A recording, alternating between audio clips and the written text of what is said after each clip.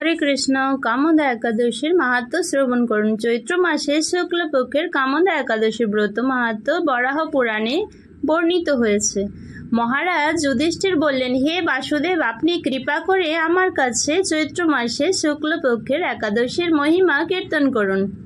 শ্রীকৃষ্ণ বললেন, হে মহারাজ, এই একাদশী ব্রত সম্পর্কে এক বিচিত্র কাহিনী বর্ণনা করছি, আপনি এক মনে তা শ্রবণ করুন। পূর্বে মহর্ষি বশিষ্ঠ মহারাজ দিলীপের কৌতূহল নিবারণের জন্য এই ব্রতকথা কীর্তন করেছিলেন। ঋষি বশিষ্ঠ বললেন, হে মহারাজ, চৈত্র মাসের শুক্লপক্ষের একাদশীর নাম কামদা। এই তিথি পাপ নাশক ও পুণ্যদায়িনী।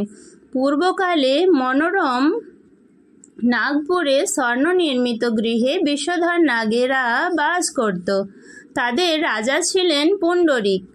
গন্ধর্ব, কিন্নর ও অপ্সরাদের দ্বারা তিনি সেবিত হতেন। সেই পুরী মধ্যে অপ্সরা ছিলেন ললিতা ও ললিত নামে গন্ধর্ব। স্বামী স্ত্রী রূপে ঐশ্বর্যপূর্ণ এক গৃহে পরম সুখে দিন যাপন করত। একদিন পুণ্ডরিকের রাজসভায় ললিত একা গান করছিল। এমন সময় ললিতার কথা তার মনে পড়ল। ফলে সঙ্গীতের স্বর, লয়, তাল, মানের বিপর্যয় ঘটল। কর্কটক নামে এক নাগ ললিতের মনোভাব বুঝতে পারল। গানের ছন্দভঙ্গের ব্যাপারটি সে পুণ্ডরিক রাজার কাছে জানালো। তা শুনে সর্বরাজ ক্রোধ ভরে কামাতুর ললিতকে, রে দুর্মতি, তুমি রাক্ষস বলে অভিশাপ দান করল। সঙ্গে সঙ্গে সেই ললিত ভয়ঙ্কর রাক্ষস মূর্তি ধারণ করল।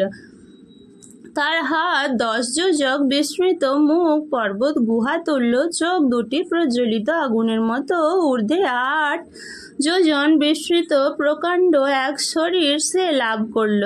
ললিতের এরকম ভয়ঙ্কর রাক্ষস শরীর দেখে ললিতা মহা দুঃখে চিন্তায় ব্যাকুল হলেন। স্বেচ্ছাচারী রাক্ষস ললিত দুর্গম বনে ভ্রমণ করতে লাগলো। ললিতা কিন্তু তার সঙ্গ ত্যাগ করল না। ললিত নির্দয়ভাবে মানুষ ভক্ষণ করত। এই পাপের ফলে তার মনে বিন্দুমাত্র শান্তি ছিল না। পতির সেই দুরবস্থা দেখে ব্যথিত চিত্তে রোদন করতে করতে ললিতা গভীর বনে প্রবেশ করল। একদিন ললিতা বিন্ধু পর্বতে উপস্থিত হলো। সেখানে সে শৃঙ্গমণির আশ্রম দর্শন করে মুনির কাছে হাজির হলো। তার চরণে প্রণাম করে সেখানে দাঁড়িয়ে রইল। মুনিবর জিজ্ঞাসা করলেন, হে সুন্দরী, তুমি কে? কার কন্যা? কি কারণেই বা এই গভীর বনে এসেছ? তা সত্য করে বলো। তদুত্তরে ললিতা বলল, হে প্রভু, আমি বীরধন্যা গন্ধর্বের কন্যা। আমার নাম ললিতা। আমার পতির পিশাচত্ব দূর হয় এমন কোনো উপায় জানবার জন্য এখানে এসেছি।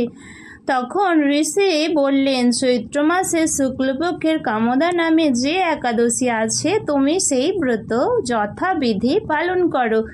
এই ব্রতের পুণ্যফল তোমার স্বামীকে অর্পণ করলে তৎক্ষণাৎ তার সমস্ত পাপ বিনষ্ট হবে। বশিষ্ঠ ঋষি বললেন, হে মহারাজ দিলীপ, মুনির কথা শুনে ললিতা আনন্দ সহকারে কামদা একাদশী পালন করল।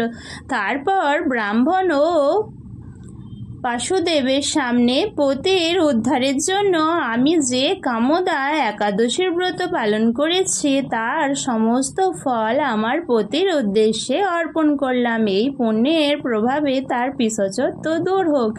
এই কথা উচ্চারণ মাত্রই ললিত সাবমুক্ত হয়ে দিব্য দেহ প্রাপ্ত হলো। পুনরায় গন্ধর্ব দেহ লাভ করে ললিতার সাথে সে মিলিত হলো। তারা বিমানে করে গন্ধর্ব লোকে গমন করলো। হে মহারাজ দিলীপ, এই ব্রত যত্ন সহকারে সকলেরই পালন করা অতি অবশ্যই কর্তব্য। এই ব্রত ব্রহ্মহত্যা, পাপ বিনাশক এবং পিশাচত্ব মোচনকারী।